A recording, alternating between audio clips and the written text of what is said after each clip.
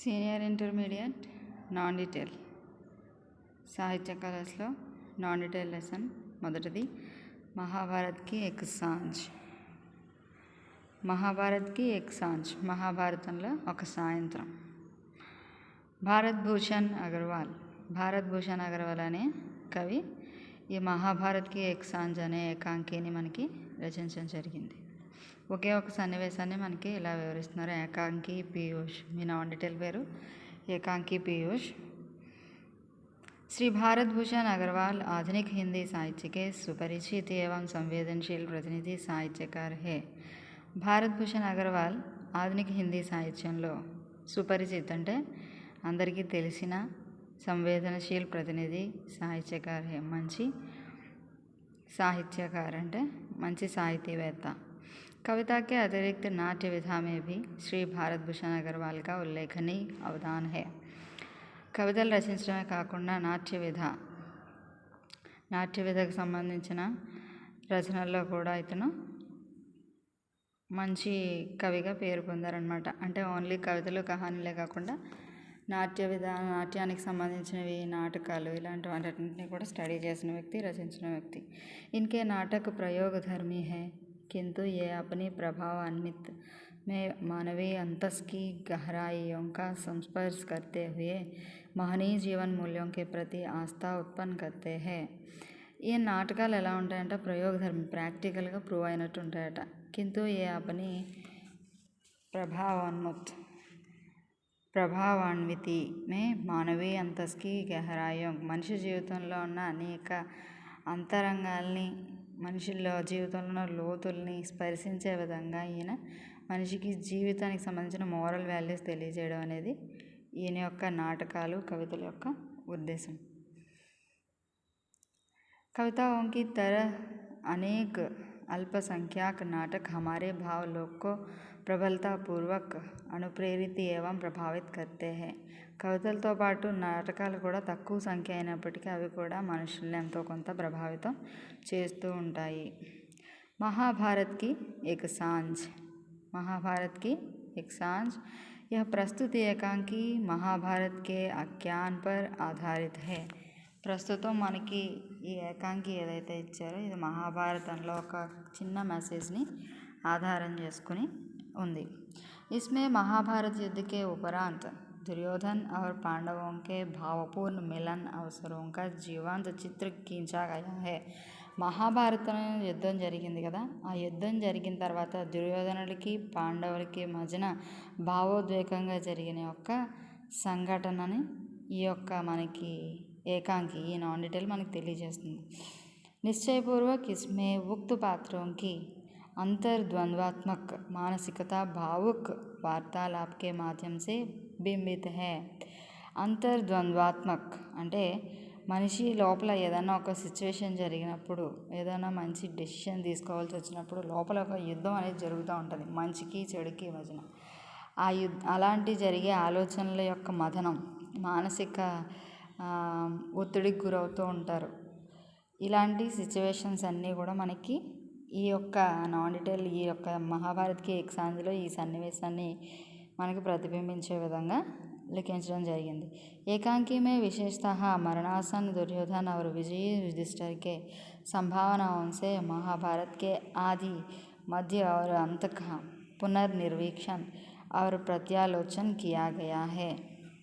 मरणासन दुर्योधन, మరణానికి దగ్గరగా ఉన్న దుర్యోధనుడు, విజయీ యుధిష్ఠిర్కే సంభాషణంసే, విజయాన్ని పొందుకున్న ధర్మరాజు, యుధిష్ఠిర్ అంటే ధర్మరాజు, వీళ్ళిద్దరి యొక్క సంభాషణతో ఈ మహాభారతంలో స్టార్టింగ్, మధ్యలో ఉన్న కాన్వర్సేషన్, ఎండింగ్ కూడా మనకి తెలియజేయడం జరుగుతుంది. व्यास रचित महाभारत की तरह भारत भूषण जी ने भी इस एकांकी में संजय धृतराष्ट्र को महाभारत की महाकथा के वक्ता श्रोता की भूमिका में रखा है. చూడండి, వ్యాస మహర్షి రాసిన మహాభారతం లాగానే మన భారత్ భూషణ్ అగర్వాల్ గారు కూడా ఈ ఏకాంకిలో సంజయ్ ధృతరాష్ట్రకో, సంజయ్ అనే వ్యక్తి ఉంటాడు ధృతరాష్ట్రుడితో పాటు ఎప్పుడు. ఆ ధృతరాష్ట్రుడికి పక్కనే ఉండే ఆ సంజయ్ ఎప్పుడు రాజ్యంలో జరుగుతున్న విషయాలన్నీ చెప్తూ ఉంటాడు. संजय धृतराष्ट्र को महाभारत की महाकथा के वक्ता శ్రోత की भूमिका में रखा गया है. వక్త అంటే మాట్లాడేవాడు, శ్రోత అంటే వినేవాడు. ఇక్కడ సంజయ్ మాట్లాడుతూ ఉంటాడు, కౌరవుల తండ్రి అని ధృతరాష్ట్రుడు వింటూ ఉంటాడు. महाभारत की एक सांझ एकांकी दुर्योधन की जीवन संध्या को उभारता हुआ शाश्वत जीवन प्रसंगों के श्रेय प्रेय ऐसे पक्षों को भी सार संक्षेप में नाटकीय तत्वों से आलोकित करता है. ఈ మహాభారత్కి ఎక్ సాంజ్ అనే ఈ యొక్క సన్నివేశం ఏంటి మనకు తెలియజేస్తుందట. దుర్యోధనకి జీవన్ సంధ్యాకో, దుర్యోధనుడి యొక్క జీవితంలో సంధ్యాకో ఉభారతా హువా, ఉభారతా హువా అంటే సంధ్య అంటే సాయంత్రం, అంటే అస్తమిస్తున్న సూర్యుడు, అంటే ఆ రోజు గడిచిపోతుంది, చీకటిలోకి వెళ్ళిపోతుంది అనమాట. అంటే దుర్యోధనుడి జీవితం అనేది అక్కడతో అయిపోతుంది, అతని జీవితం నాశనం అయిపోతుంది, లేకపోతే చనిపోబోతున్నాడు, పరాభవం పాలవబోతున్నాడు. అలా ఓడిపోతున్న దుర్యోధనుడి యొక్క చూపిస్తూ శాశ్వత జీవన ప్రసంగంకే, అంటే మనిషి జీవితంలో ఎటువంటి విషయాలను మనం ఫాలో అయితే మంచి జీవితాన్ని నెలకొల్పుకోగలం, స్టార్ట్ చేసుకోగలము అన్న విషయాన్ని ఈ నాటకం ద్వారా మనకి తెలియజేయడం జరుగుతుంది. ఈ तरह यह एकांकी आधुनिक मानस द्वारा विख्यात पौराणिक इतिवृत्त की एक नवीन मनोवैज्ञानिक व्याख्या बन गया है. ఈ విధంగా ఆధునిక మానస్ ద్వారా, ప్రస్తుతం ఆధునిక కాలంలో ఉన్నా సరే పౌరాణికానికి సంబంధించి ఒక మంచి ఇతివృత్తంగా, ఒక మంచి రచనగా ఇది స్థానం సంపాదించుకోవడం అనేది జరిగింది. एकांकीकार ने निश्चयपूर्वक महाभारत के उर्वर नाटकीय प्रसंग के चयन में अपनी प्रौढ़ साहित्य बुद्धि का परिचय दिया है. ప్రస్తుతం ఈ రచించిన ఏకాంకీకారు ఏం చేశారంటే, निश्चयपूर्वक महाभारत के उर्वर नाटकीय प्रसंग के चयन में अपने प्रौढ़ సాహిత్య బుద్ధి కా పరిచయ దియా హై. అతనిలో ఉన్న తెలివితేటల్ని, సాహిత్యం అతనికి ఎంత తెలిసిందో మొత్తం శక్తిని, మొత్తం తెలివితేటలను ఉపయోగించి మనకి ఈ విషయాన్ని తెలియజేయడం జరిగింది. అంటే ఒక రచన చదివి దాన్ని ఎక్స్ప్లెయిన్ చేయడం అనేది మనకి చదివే వ్యక్తికి అర్థమయ్యేలా దాన్ని వర్ణించడం అనేది చిన్న విషయం కాదు. ఆ చదివే వ్యక్తి నాలెడ్జ్ ఎలా ఉంటుందో ఆ విధంగా ఈ రచన చేయాల్సి ఉంటుంది. అక్కడ చదివే వ్యక్తికి అర్థం చేసుకునే అంత లెవెల్స్ లేవనుకోండి, మనం ఎంత పెద్ద సాహిత్యంలో ఎంత సంస్కృత పదాలు ఉపయోగించి మనం రచన చేసినా అది అర్థం కాదు. అయితే కవులు చేసే గొప్ప విషయం ఏంటంటే సామాన్యుడిని కూడా పలకరించేలాగా రాస్తూ ఉంటారు రచనలు. సామాన్యమైన పదాలతో, సరళమైన పదాలతో చదివేవాడు ఎవడైతే ఉన్నాడో, పాఠకుడు ఎవరైతే ఉన్నారో ఆ పాఠకుడు హృదయంలో ముద్ర వేసేలాగా పదాలను ఉపయోగిస్తూ మంచి మంచి సాహిత్యాలు అనేవి చేస్తూ ఉంటారు కవులు. ఒక కవి ఎప్పుడైనా ఫేమస్ అవ్వాలంటే, ప్రజలకి దగ్గరవాడు అవ్వాలంటే అతని భాషే అతన్ని ప్రజలకు దగ్గర చేస్తుంది. అతను ఏదైనా రచన చేసినప్పుడు ఆ రచన సరళంగా ఉన్నప్పుడే సామాన్యుడు కూడా వినగలుగుతాడు, ఎవరైనా చదివితే అర్థం చేసుకోగలుగుతాడు. లేకపోతే తన నాలెడ్జ్ తక్కువగా ఉన్న వ్యక్తి కూడా అర్థం చేసుకోగలుగుతాడు. అంటే అవతల వ్యక్తికి ఏదైనా విషయం తెలియాలంటే వాడికి అర్థమయ్యే భాషలోనే మనం చెప్పాలి, అంతేకాకుండా మనం వేరే భాషలో చెప్తే వాడికి ఏమర్థమవుతుంది. సో కవులు కూడా ఇదే పని చేస్తూ ఉంటారనమాట. एक अर्थ में यह एकांकी का ఉల్లేఖనీయ అవదాన్ హై. ఈ యొక్క ఏకాంకి ఎలాంటిదంట, ఒక ఖండం అంట. దుర్యోధన్ కే ప్రతి సహానుభూతి కా నిర్మాణ్ కర్కే, దుర్యోధనుడి మీద చదివే వ్యక్తికి సానుభూతి వచ్చే విధంగా నిర్మించాడట భారత్ భూషణ్ అగర్వాల్. भारत भूषण अग्रवाल ने अपनी नाटकीय दृष्टि तथा कौशल को अद्भुत सार्थकता दी है और वस्तु सत्य की अपेक्षा भाव सत्य की अधिक मानवीय सिद्ध किया गया है. వస్తు సత్య, భావ సత్య. మనం చూసినది ఒక విధంగా ఉంటుంది, అసలు విషయం ఒకలా ఉంటుంది. అబద్ధం ఒకలా ఉంటుంది, నిజం ఒకలా ఉంటుంది. ఒక అబద్ధం 100 అబద్ధాలని క్రియేట్ చేస్తుంది, అదే ఒక్క నిజం 100 అబద్ధాలతో పోరాడగలుగుతుంది. మనకి కవి ఏం చెప్తున్నాడంటే, వస్తు సత్య మామూలుగా జరిగిన వాస్తవిక సత్యం ఒకలా ఉంటుంది, క్రియేట్ చేసింది ఒకలా ఉంటుంది. భావ సత్యం మనసులో ఉన్న నిజం, మనసులో మాట్లాడాలనుకున్నది ఒకటి ఉంటుంది, పెదవులపైకి ఒకటి వస్తుంటుంది. అయితే భావ సత్యం అంటే ఏంటంటే మనిషి లోపల ఏదైతే భావాన్ని ఫీల్ అవుతున్నాడో దాన్ని మళ్ళీ మార్చకుండా అదే విధంగా వ్యక్తం చేయడం. అయితే ఇప్పుడు మనకి ఈ యొక్క ఖండికలో దీంట్లో ఈ ఏకాంకిలో మనకి రైటర్ ఏం తెలియజేస్తాడంటే దుర్యోధనుడు మీద మనకి సానుభూతిని అనేది క్రియేట్ చేస్తాడు. అంటే దుర్యోధనుడు అంటే మనం కౌరవుల కన్నా అతను చాలా మంచివాడు కాదు అని మనం అనుకుంటాం. కానీ ఇక్కడ మనం ఈ స్టోరీ చదివిన తర్వాత దుర్యోధనుడి మీద మన అభిప్రాయం అనేది మార్చుకుంటాం. అతని మీద మనకి సానుభూతి అనేది వస్తూ ఉంటుంది. సరే, మనం స్టోరీలోకి వెళ్దాం. పాత్ర. ఈ స్టోరీలో ఈ నాటకంలో ఎటువంటి పాత్రలు ఉన్నాయి? క్యారెక్టర్స్. ధృతరాష్ట్ర అంటే కౌరవుల తండ్రి గారు. సంజయ్ అక్కడ మినిస్టరు, లేకపోతే అతనికి సందేశాలు ఇచ్చే వ్యక్తి అనుకుంటా. మొత్తానికి ధృతరాష్ట్రుడితో పాటు ఉండే వ్యక్తి. యుధిష్ఠర్ ధర్మరాజు. భీముడు. దుర్యోధనుడే. స్థానం. కురుక్షేత్రకే నికట ద్వైతవన్కే జలాశయక కినారా. కురుక్షేత్ర యుద్ధం జరిగిన ఆ ప్రాంతానికి దగ్గరలో ద్వైతవనం అనే ఒక వనం ఉంది, అడవి. అక్కడ జలాశయం ఒడ్డు దగ్గరంట. సమయ్ సాయంత్రం ఏం జరిగిందో చూడండి. సారంగి పర్ ఆలాప్ ఉఠతా హై. ధృతరాష్ట్ర మాట్లాడుతూ ఉన్నారు చూడండి.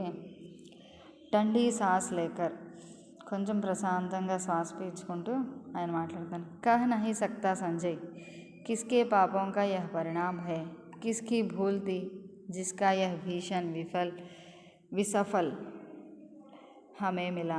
ओह, क्या पुत्र स्नेह अपराध है, पाप है, क्या मैंने कभी भी. ధృతరాష్ట్రుడు మాట్లాడుతున్నాడు సంజయ్తో. ఏమని? కహ్ నహీ సక్తా సంజయ్, చెప్పలేను సంజయ్. కిస్కే పాపం కా యహ్ పరిణామ్ హై, ఏ పాపాల ఫలితమో ఇది. కిస్కి భూల్తి, తప్పెవరిదో తెలియదు. జిస్కా యహ్ భీషణ్ విష్ఫల్ హమే మిలా, ఈ భయంకరమైన చేదైన వికటించిన ఫలితం నిష్ఫలం మాకు వచ్చింది. ఓహ్, క్యా పుత్ర స్నేహ అపరాధ హే, పిల్లలతో పాటు స్నేహంగా ఉండడం, కొడుకులతో స్నేహంగా ఉండడం అనేది అపరాధమా, పాపమా? క్యా మైనే కభీ భీ, నేను ఎప్పుడైనా అలాంటి పాపం చేశానా అని చెప్పి ధృతరాష్ట్రుడు ఈ యొక్క ఏకాంకిని స్టార్ట్ చేశారు. సంజయ్ మాట్లాడుతున్నాడు. శాంత్ హో మహారాజ్ అంటే రాజుగారు మీరు నెమ్మదిగా ఉండండి. జో హో చుకా ఉస్ పర్ శోక్ కర్నా వ్యర్థ హై, జరిగిపోయిన దాని గురించి తలంచుకొని బాధపడడం అనేది వ్యర్థమైన విషయం. ధృతరాష్ట్ర సాస్ లేకర్ ఫిర్ క్యా హువా సంజయ్, ఇంకేం జరిగిందని బాధపడడానికి తప్ప ఇంకేముందని అని చెప్పి ధృతరాష్ట్రుడు అంటున్నారనమాట. సంజయ్ మాట్లాడుతున్నారు. ఆత్మరక్షక और कोई उपाय ना देखकर महाबली सुयोधन द्वैतवन के सरोवर में घुस गए हैं. ఆత్మరక్ష అంటే తాను కాపాడుకోవడానికి ఇంకో ఉపాయం ఏమీ దొరకక ఎంతో గొప్పవాడైన దుర్యోధనుడికి ఇంకో పేరు సుయోధనుడు ద్వైతవనంలో ఉన్న సరోవరంలో మునిగారు. और उसके जल स्तंभ में छिपकर बैठ रहे हैं, అక్కడ ఒక జలస్తంభం అతను ఏమైపోయారు, దాక్కుని ఉన్నారంట జలస్తంభం దగ్గర. पर ना जाने कैसे पांडवों को इसकी सूचना मिल गई और वे तत्काल रथ पर चढ़कर वहाँ पहुँच गए. అసలు దుర్యోధనుడు అక్కడ ఎలా ఉన్నారో మనకి తెలీదు.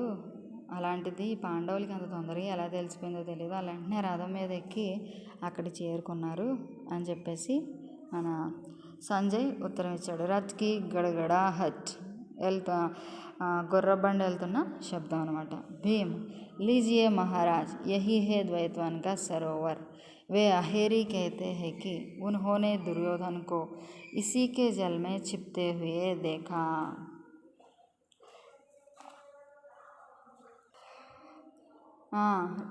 రాజుగారు, మనం ద్వైతవనంలో ఉన్న సరోవరానికి వచ్చాము. ఒక వేటగాడు చెప్పాడు కదా, అహేరి అంటే వేటగాడు.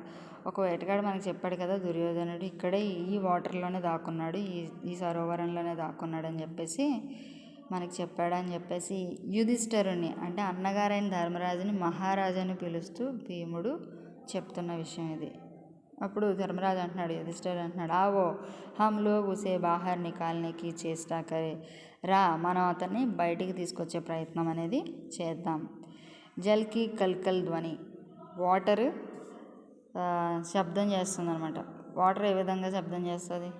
వాటర్కి ఒక సౌండ్ ఉంటుంది కదా, ఆ వాటర్ అనేది సౌండ్ అవుతుంటే మనకి సరోవరం దగ్గర వాళ్ళు ఉన్నారన్న విషయం తెలుస్తుంది.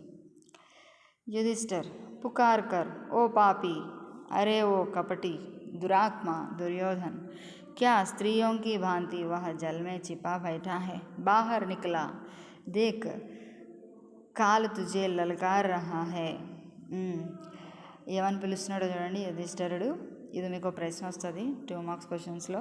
యుధిష్ఠిరుడు వాటర్లో దాగున్న జల్ మే చిపా హువా దుర్యోధన్ కో युधिष्ठिर ने क्या क्या करके पुकारा అనే క్వశ్చన్ అడుగుతారు మిమ్మల్ని. అప్పుడు మీరు ఈ ఆన్సర్ రాయాలి. ఓ పాపి, ఓ పాపి, ఓ కపటి మోసగాడా, దురాత్మ దుర్యోధన్ చెడ్డవాడైన దుర్యోధనుడా, క్యా స్త్రీయోంకి భాంతి స్త్రీలాగా నువ్వు దాక్కున్నావేంటి, బాహర్ నికలా బయటికి రా, నువ్వు బయటకు వచ్చి, కాల్ తుజే లలకార్ హై, కాలం నీకు సవాల్ చేస్తుంది, బయటికి రా అని చెప్పేసి అంటున్నాడు. అప్పుడు భీముడు కోయి ఉత్తర్ నహి జోర్సే, కోయి ఉత్తర్ నహి అంటున్నాడు అనమాట గట్టిగా. దుర్యోధన్ దుర్యోధన్, अरे अपने सारे सहयोगियों की हत्या का कलंक अपने माथे पर लगाकर तू कायरों की भांति अपने प्राण बचाता फिरता है, तुझे लज्जा नहीं आती? చూడండి ఎంత గట్టిగా తిడుతున్నాడు దుర్యోధనుడు. జవాబేం రాలేదే అని చెప్పి గట్టిగా దుర్యోధన్ అని పిలిచి, అరే నీతో పాటు ఉన్న వాళ్ళందరూ చనిపోయారు, వాళ్ళందరూ చనిపోయి వాళ్ళందరూ చంపిన పాపం నువ్వు నీ తల మీద వేసుకున్నావు, నువ్వు పిరికి వాళ్ళలాగా నీ ప్రాణాన్ని కాపాడుకోవడానికి అటు ఇటు పరిగెడుతూ ఇక్కడికి వచ్చి దాక్కున్నావు, నీకు సిగ్గుగా లేదా అని చెప్పేసి భీముడు అన్నాడు అనమాట.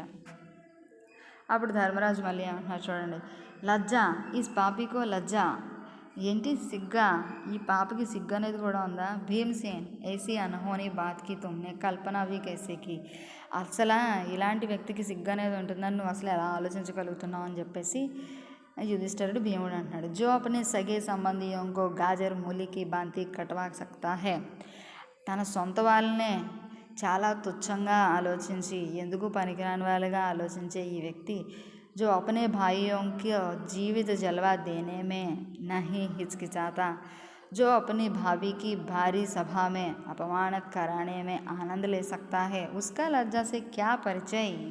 సవ్యంగా హసి నవ్వుతూ చెప్తున్నాడు.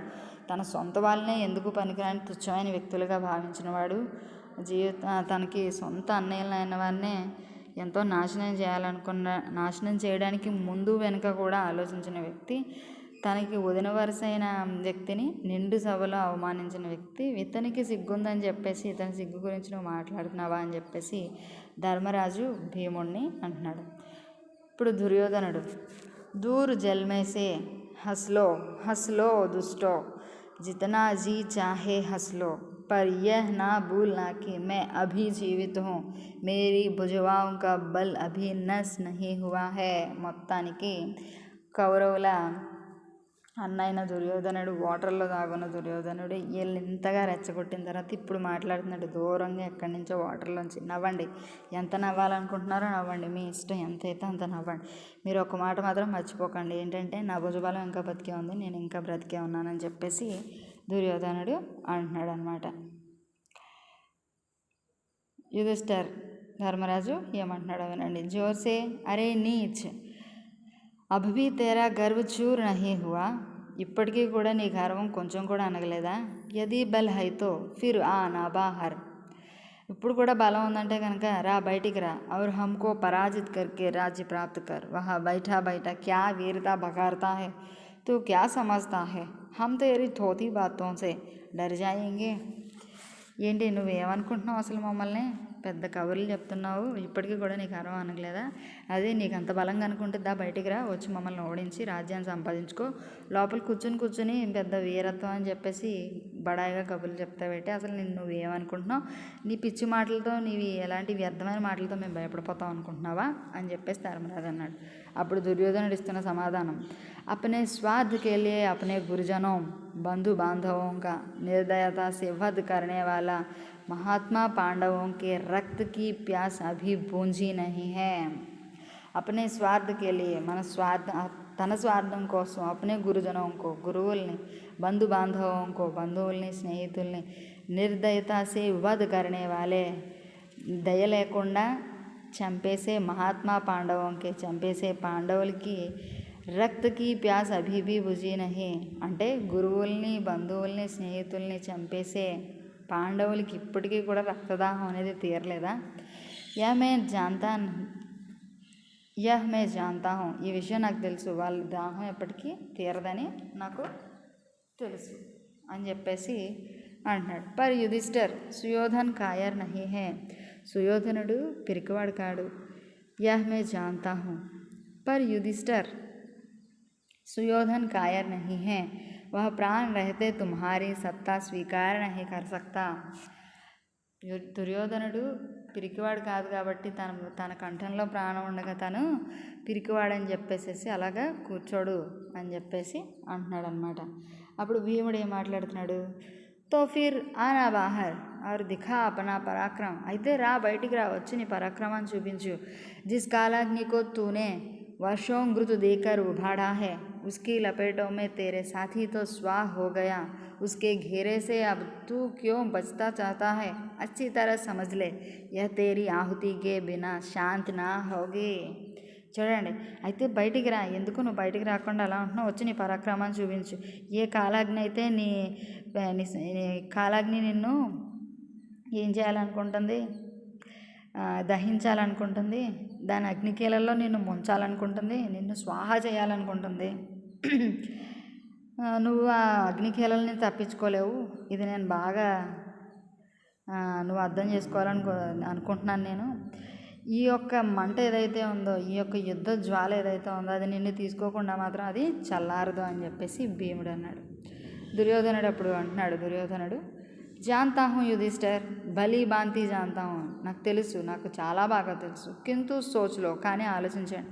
మే థక్కర్ చూర్ హో గయా హూ, మేరీ సారీ సేనా తితర్ బితర్ హో గయి హే, నేను అలసిపోయాను అండ్ నా యొక్క సేన మొత్తం చెల్లాచెదరైపోయింది.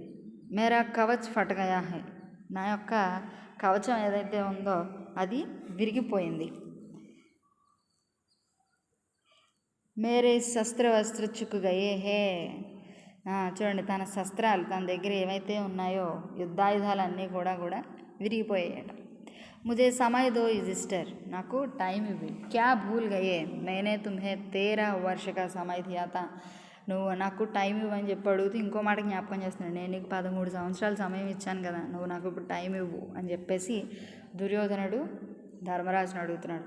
అప్పుడు ధర్మరాజు నవ్వుతూ ఏమంటున్నాడు, 13 वर्ष का समय दिया था दुर्योधन, तुमने तो हमें वनवास दिया था, यह सोचकर कि 13 वर्ष वन में रहकर हमारा उत्साह ठंड पड़ जाएगा, हमारी शक्ति क्षीण हो जाएगी, हमारे सहायक बिखर जाएंगे और तुम अनायास हम पर विजय पा सकोगे. इतनी आत्म प्रवंचना ना करो.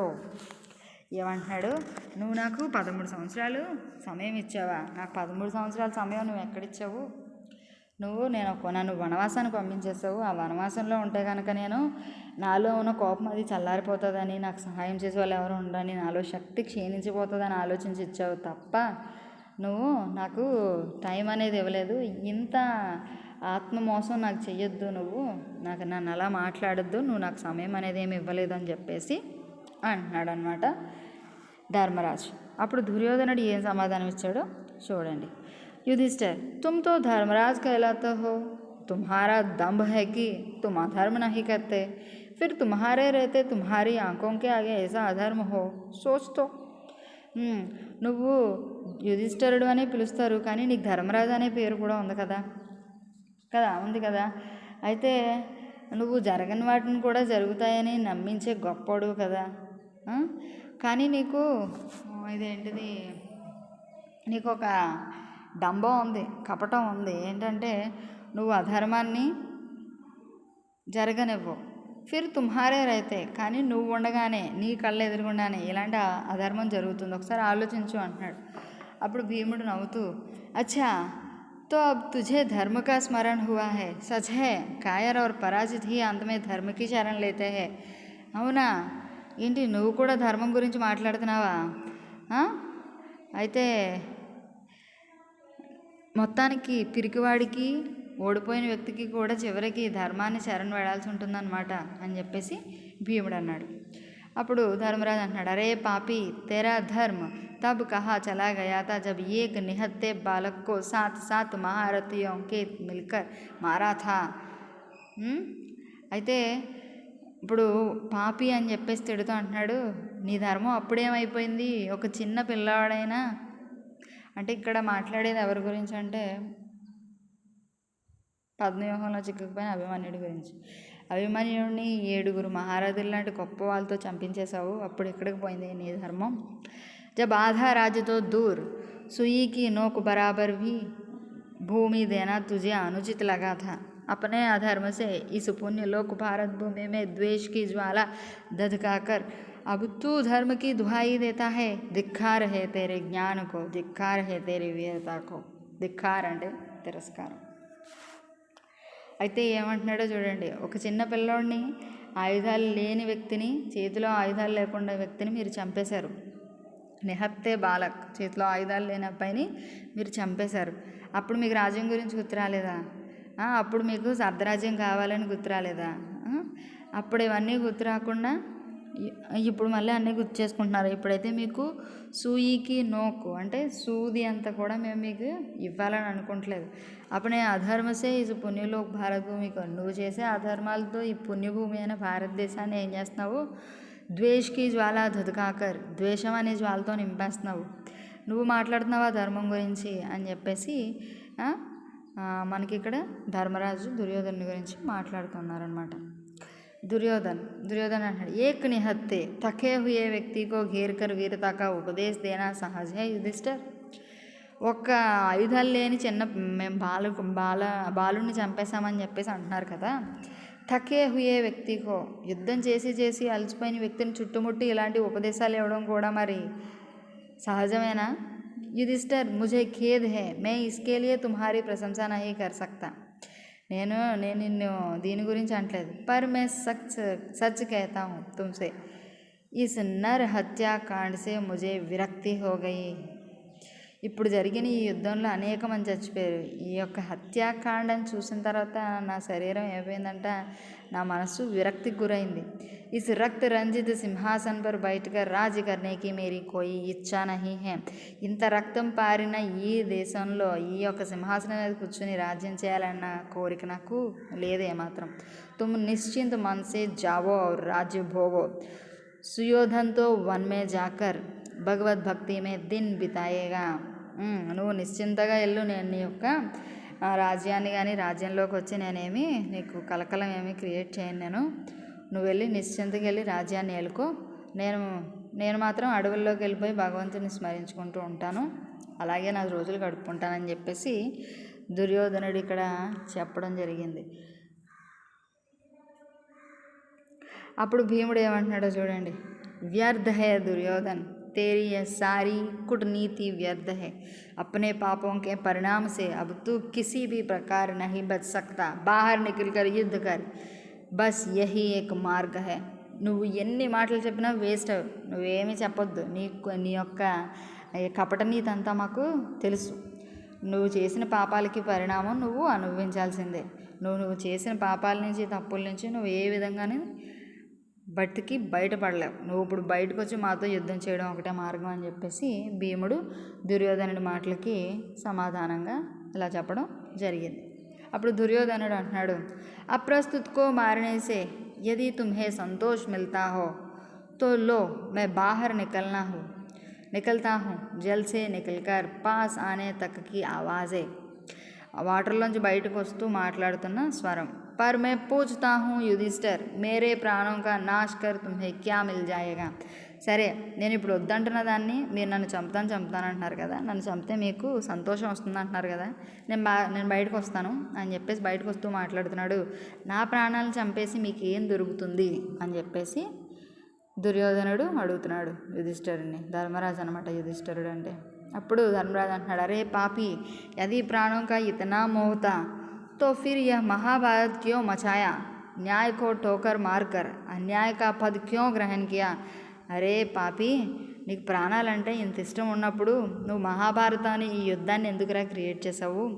న్యాయాన్ని ఎందుకు నాశనం చేసేసి అన్యాయాన్ని దారిలోకి ఎందుకు తెచ్చావు? న్యాయాన్ని అన్యాయంకి ఎందుకు మార్చేసావురా అని చెప్పేసి ధర్మరాజు దుర్యోధనుని అంటున్నాడు. అప్పుడు దుర్యోధనుడు అంటున్నాడు, యుధిష్ఠిర్ मैंने जो कुछ किया अपनी रक्षा के लिए, నేను ఏం చేసినా నన్ను నేను రక్షించుకోవడానికే చేశాను. मैं जीना चाहता था, నేను బ్రతకాలనుకుంటున్నా. శాంతి और मेल से रहना चाहता था, శాంతంగాను నెమ్మదిగాను మంచిగాను ఉండాలనుకుంటున్నాను. मैं नहीं जानता था कि तुम्हारे रहते मेरे यह कामना यह सामान्य सी इच्छा पूरी ना हो सकेगी. కానీ నేను मै नहीं जानता था, కానీ నాకు అనిపించట్లేదు నువ్వు ఉండగా నా ఈ కోరిక అనేది నెరవేరుతుందని. నా ఈ కేవలం ఈ సామాన్యమైన కోరిక కూడా నెరవేరుతుంది నువ్వు ఉండగా అని నేను అనుకోవట్లేదు అని చెప్పేసి దుర్యోధను అంటున్నాడు. దుర్యోధను అన్న మాటలకి భీముడు పాఖండి అంటే మోసగాడా అని అర్థం. తుజే झूठ बोलते లజ్జా నహి ఆతి, ఇలాంటి అబద్ధాలు చెప్తున్నావు నీకు సిగ్గుగా లేదా అని చెప్పేసి మళ్ళీ భీముడు సిగ్గుగా లేదా అంటున్నాడు. అప్పుడు దుర్యోధను అంటున్నాడు, లేలో రాక్షసో యది తుమ్హారీ హింస इसी से तृप्त होती है तो ले लो, मेरे प्राण भी ले लो. जब मैं जीवन भर प्रयास करके भी अपनी एक भी घड़ी शांति से ना बिता सका, जब मैं अपनी एक की कामना को फलते ना देख सका, तो अब इन प्राणों को रख कर भी क्या करूँगा? लो उठाओ शस्त्र और उड़ा दो मेरा शीश. अब देखते क्या हो, मैं निहत्ता तुम्हारे सम्मुख खड़ा हूँ. ऐसा सुअवसर कब मिलेगा मेरे जीवन శత్రువో. చూడండి, అప్పుడు లేలో రాక్షసం, తీసేసుకోండి రాక్షసులారా, మీ హింస వల్ల మీరు నన్ను బాధ పెడితే నన్ను చంపితేనే మీకు తృప్తి వస్తుంది అంటున్నారు కదా, సరే నా ప్రాణాలు తీసేసుకోండి. నా జీవితం మొత్తం ప్రయాసపడి నేను నా జీవితంలో ఒక్క క్షణం కూడా శాంతంగా నేను బ్రతికింది లేదు. నేను అనుకున్న ఒక్క పని కూడా నేను సరిగా కంప్లీట్ చేసింది లేదు. నా జీవితంలో నేను ఫలించింది లేదు. నా ఈ ప్రాణాలు నాతో పాటు ఉండి ఇంకేం లాభం? తీసేసుకోండి. మీ దగ్గర ఉన్న ఏవైతే ఆయుధాలు ఉన్నాయో వాటితో నా తలని నా శరీరాన్ని వేరు చేసేసి తీసేసుకోండి. నేను నా దగ్గర ఎటువంటి వెపన్స్ లేకుండా మీ ఎదురుగా నుంచున్నాను. ఇలాంటి ఒక అవకాశం కోసమే కదా మీరు చూస్తున్నారు. రండి, నా ప్రాణాలు తీసేసుకోండి. నా జీవితం మొత్తం అంటే ఏంటంటే ఆ జన్మ శత్రువులారా అంటున్నాడు అనమాట. జీవన్ శత్రువు అంటున్నాడు. అప్పుడు ధర్మరాజు ఏమంటున్నారో చూడండి. పహలే వీరతా కా దంభ और अंत में करुणा की भीख. ఫస్ట్లో వీరతా కా దంభ్, నా దగ్గర చాలా వీరత్వం ఉందని డంబంగా బోల్డ్ కబుర్లు చెప్పు. ఇప్పుడు చివరిలో కరుణగా మాట్లాడుతున్నావా? కాయరోంకా యహీ నియమ్ హై, భయస్థులకి ఇదే నియమం. పరంతు దుర్యోధన్ కాన్ కోల్కర్ సున్లే, కానీ నువ్వు ఒకసారిగా సరిగా విను నేను చెప్పేది ఒకసారి.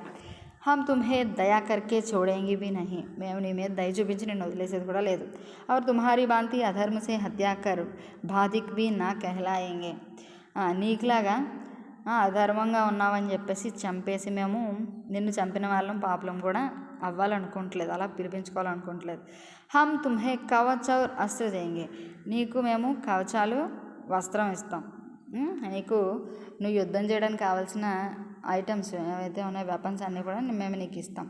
తుమ్ జిస్ అస్త్రసే లడ్నా చాహతే హో బతా దో, నువ్వు ఏ యుద్ధ ఆయుధంతో మాతో యుద్ధం చేయాలనుకున్నావో చెప్పు. ఇస్మే సే కేవల్ ఏక్ వ్యక్తి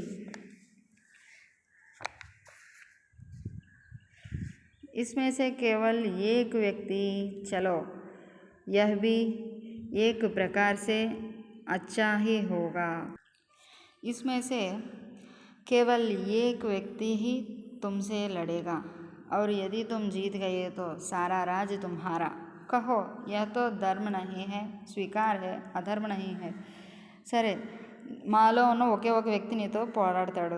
నువ్వు ఏ యుద్ధాయుధంతో యుద్ధం చేయాలనుకుంటున్నావు చెప్పు, ఆ ఆయుధం నీకు ఇస్తాము.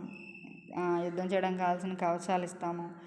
అయితే ఏంటి, నువ్వు ఒప్పుకుంటావా దీన్ని? నువ్వు కనుక గెలిస్తే రాజ్యం మొత్తం నీకు ఇచ్చేస్తాము అని చెప్పేసి, ఇది అధర్మం కాదు కదా చెప్పు, నీకు ఇది సరేనా, నువ్వు దీనికి ఒప్పుకుంటావా అని చెప్పేసి ధర్మరాజు అంటే భీముడు అంటున్నాడు, ఇస్ దురాచారికి సాత్ ఏసా వ్యవహార్ బిల్కుల్ అనావశ్యక్ హై.